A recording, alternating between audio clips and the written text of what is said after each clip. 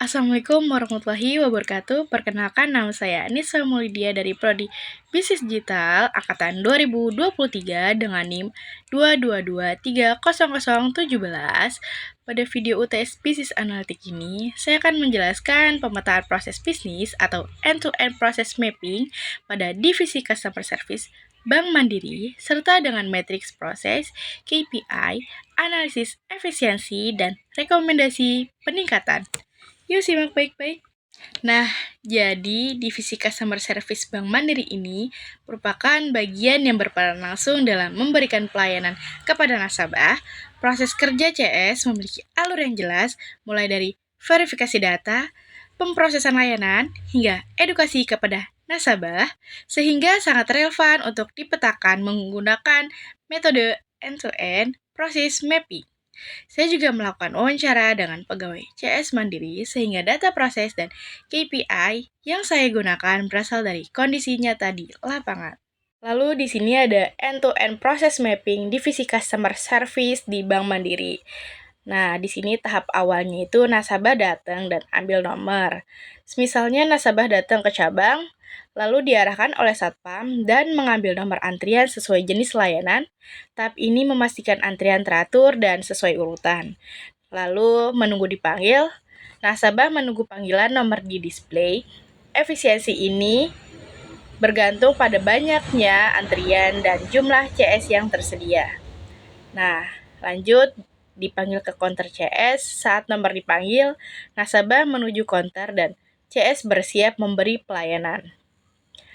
Lanjut di tahap keempat, greeting dan verifikasi identitas.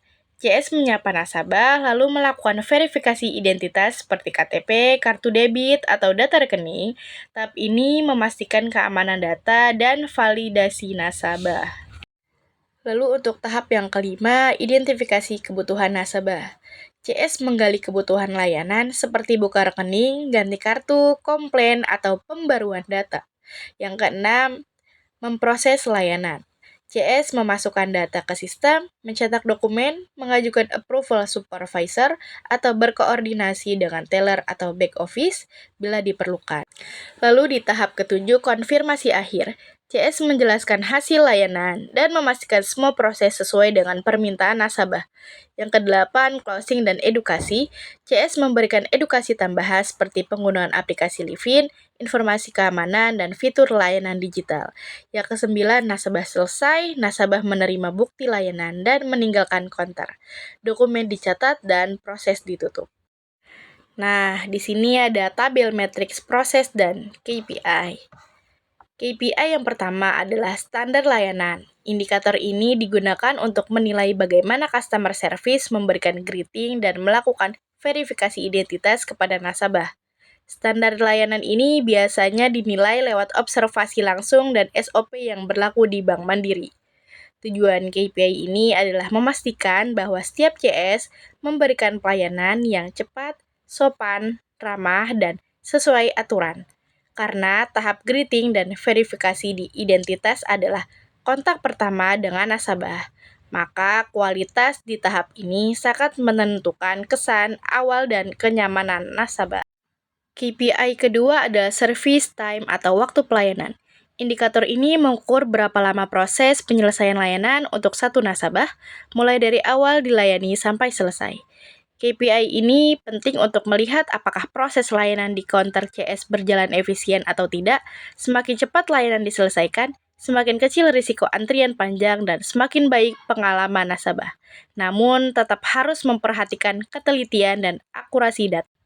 KPI berikutnya adalah SLA Complaint atau Service Level Agreement. Untuk komplain, KPI ini mengukur persentase komplain nasabah yang berhasil diselesaikan sesuai target waktu yang sudah ditentukan oleh bank.